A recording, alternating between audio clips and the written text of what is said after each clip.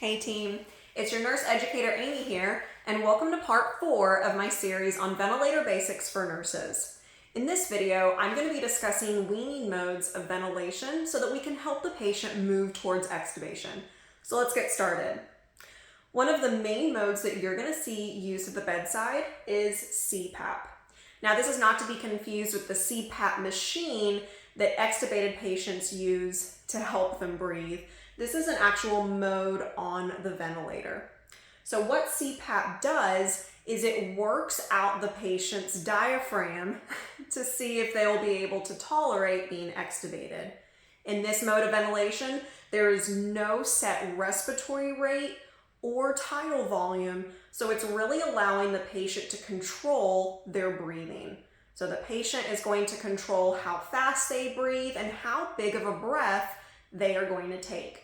The only thing that is set on the ventilator in this mode is the amount of oxygen going to the patient, a little bit of PEEP to help keep those lungs open, and then a pressure support. And all pressure support is it's a continuous level of pressure throughout the breath, and it just helps to decrease the work of the breathing. Think of it as helping the patient overcome the amount of resistance from breathing through a tube. So CPAP is our most common mode that we use for weaning towards extubation. Now the other most common mode that we use is SIMV. SIMV stands for Synchronized Intermittent Mechanical Ventilation. And this mode is a little bit more supportive than CPAP for the patient. In this mode of ventilation, there is a set respiratory rate, a set FiO2, or the amount of oxygen going to the patient, a set tidal volume, and a set PEEP pressure.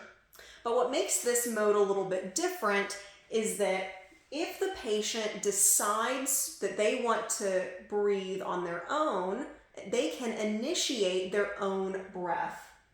And if they are initiating a breath, they can determine how big of a breath it is. And that's what really separates this from other modes of ventilation.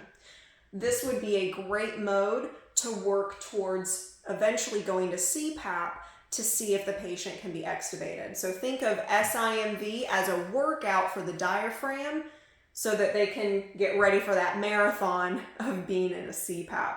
So it's just a really good way to see, is the patient able to initiate breaths on their own? And if they are, how big of a breath it is. So both of these modes are really great for weaning the patient off of the ventilator and moving towards extubation.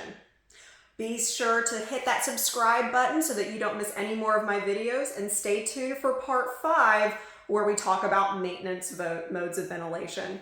I'll see you in my next video.